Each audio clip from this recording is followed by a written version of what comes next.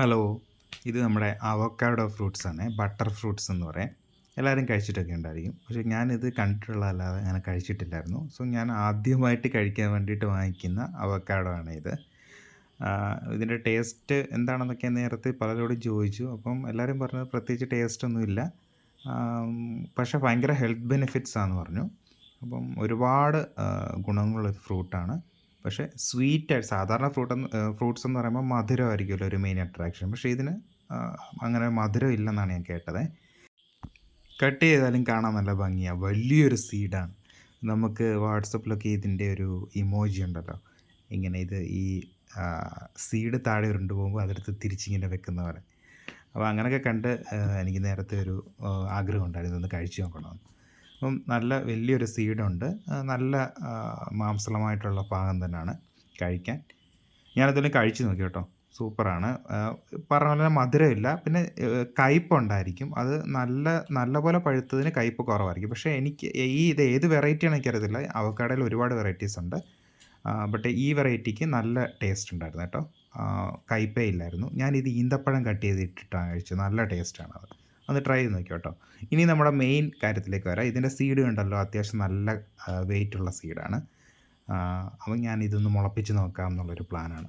എനിക്ക് ഇങ്ങനത്തെ സാധനങ്ങളൊക്കെ കിട്ടിക്കഴിഞ്ഞാൽ ഇതൊരു വലിയ ഇഷ്ടമുള്ള കാര്യമാണ്. നമുക്കൊരു പരീക്ഷണം ചെയ്ത് നോക്കാം, ഇതൊന്ന് മുളപ്പിച്ച് നോക്കാം. കാരണം ആദ്യമായിട്ട് ഞാൻ കഴിക്കുന്നൊരു ഫ്രൂട്ടാണ്. അപ്പോൾ എന്തായാലും ഒന്ന് മുളപ്പിച്ചൊരു തൈ നമ്മുടെ വീട്ടിൽ വെക്കാം എന്നുള്ളൊരു പ്ലാനിലാണ്. അപ്പോൾ ഞാൻ ചില റീൽസിൽ കണ്ട് ഇതുപോലെ ടൂത്ത് പിക്ക് വെച്ചിട്ട് ഇങ്ങനെ വെച്ച് കഴിഞ്ഞാൽ ഇങ്ങനെ മുളച്ചിങ്ങനെ വരുമെന്നൊക്കെ കണ്ടിട്ടുണ്ട്. അപ്പോൾ അതൊന്ന് ട്രൈ ചെയ്യാൻ വേണ്ടിയിട്ട് ഞാൻ ഒരു സീഡ് ഇതുപോലെ 3 ടൂത്ത് പിക്ക് കുത്തിയിട്ട് ഒരു ഗ്ലാസ്സിനകത്ത് വെള്ളം ഒഴിച്ച് ഇങ്ങനെ വെച്ചു. പക്ഷേ ഇത് ചീറ്റിപ്പോയി കേട്ടോ. നൈസായിട്ട് ഇത് ചീറ്റിപ്പോയി. കാരണം ഇതിൻ്റെ വാട്ടർ ലെവൽ കുറഞ്ഞു പോകുന്നതനുസരിച്ച് ആരും വെള്ളം ഒഴിച്ചു കൊടുത്തില്ല. എനിക്കത് ശ്രദ്ധിക്കാനും പറ്റിയില്ല. അതുകൊണ്ട് ഈ സീഡ് മുളച്ചൊക്കെ വന്നായിരുന്നു. രണ്ടായിട്ട് പൊട്ടി പിളർന്നൊക്കെ വന്നായിരുന്നു.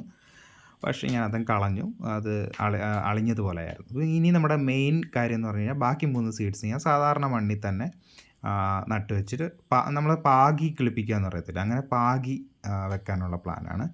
ഞാൻ അവിടെ ഇരുന്നൊരു പഴയ ചട്ടി, ഒരു പൂച്ചട്ടിക്കകത്ത് കുറച്ച് മണ്ണുണ്ടായിരുന്നു. അപ്പോൾ ആ മണ്ണൊന്ന് ഇളക്കിയിട്ട് ഈ 3 സീഡ്സ് ഇതിനകത്ത് നട്ട് വെച്ചു. ഇത് കുറേ മാസങ്ങൾ കൊണ്ട് എടുത്ത വീഡിയോ കേട്ടോ. ഞാൻ കട്ട് ചെയ്താണ് കാണിക്കുന്നത്. ഇനി ഒരു 2-3 മാസത്തിന് ശേഷം നോക്കൂ നമ്മുടെ ചെടികൾ എങ്ങനെ ഉണ്ടെന്ന്. സൂപ്പറായിട്ട് വളർന്നു വന്നിട്ടുണ്ട്. 3 എണ്ണത്തിൽ 2 എണ്ണം നല്ല ഗ്രോത്ത് ഉണ്ട്. ഒരെണ്ണം ഇച്ചിരി ചെറുതാണ്. എനിക്ക് തോന്നുന്നു ഇനി ചിലപ്പം 3ഉം കൂടെ കൂടി നിൽക്കുമല്ലേ, വളരെ ലിമിറ്റഡ് ആയിട്ടുള്ള സ്പേസ്. അപ്പോൾ അതുകൊണ്ടായിരിക്കും ചിലപ്പോൾ ഒരെണ്ണം ചെറുതായി പോയത്. പക്ഷേ നമ്മളിത് മാറ്റി വെക്കുകയാണെന്നുണ്ടെങ്കിൽ നല്ല ഹെൽത്തി ആയിട്ട് വളരുമെന്നാണ് തോന്നുന്നത് കേട്ടോ. എനിക്ക് അവക്കാഡോ ഇങ്ങനെ കുരുമുളപ്പിച്ച് നമ്മൾ നട്ട് കഴിഞ്ഞാൽ കായ്ക്കാൻ ഒരുപാട് താമസം എടുക്കും. മറ്റുള്ള ഫ്രൂട്ട്സിനെ പോണക്ക് തന്നെയാണ്. പക്ഷേ ഇപ്പോൾ ഗ്രാഫ്റ്റഡ് വെറൈറ്റിയൊക്കെ ഒരുപാട് പല വെറൈറ്റീസ് ഒത്തിരി ഉണ്ട്. അത്യാവശ്യം നല്ല വിലയുള്ള പ്ലാന്റ്സാണ് ഗ്രാഫ്റ്റഡ്. ഞാനിതുവരെ വാങ്ങിച്ച് വെച്ചിട്ടില്ല. പക്ഷേ എനിക്കൊരെണ്ണം വാങ്ങിച്ച് വെക്കണം.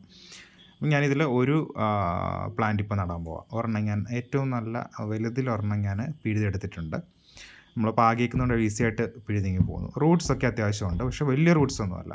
കാരണം ചെറിയ ചട്ടിക്കകത്തല്ല നമ്മൾ ഇത്രയും നടത്തി. എനിക്കതൊരു 3 മാസമെങ്കിലും ആയിട്ടുണ്ടെന്ന് തോന്നിയത്. കറക്റ്റായിട്ട് എനിക്ക് ഓർമ്മയില്ല, ഡേറ്റ് നോക്കണം എന്നാ നട്ടത്.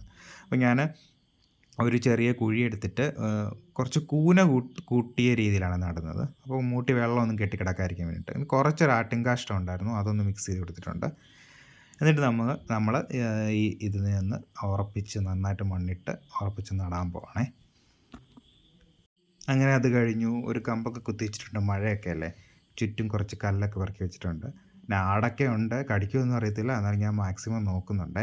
അപ്പോൾ വീഡിയോ എല്ലാവർക്കും ഇഷ്ടപ്പെട്ടെങ്കിൽ ലൈക്ക് ചെയ്യണം, കമൻറ്റ് ചെയ്യണം, സപ്പോർട്ട് ചെയ്യണം. അപ്പോൾ ഇതുകൊണ്ടുള്ള വീഡിയോസൊക്കെ ഇഷ്ടമാണെന്നുണ്ടെങ്കിൽ നമ്മുടെ ചാനലിലൊന്ന് സബ്സ്ക്രൈബ് ചെയ്തേക്കണേ. അടുത്ത വീഡിയോ ആയിട്ട് കാണാം. Bye bye.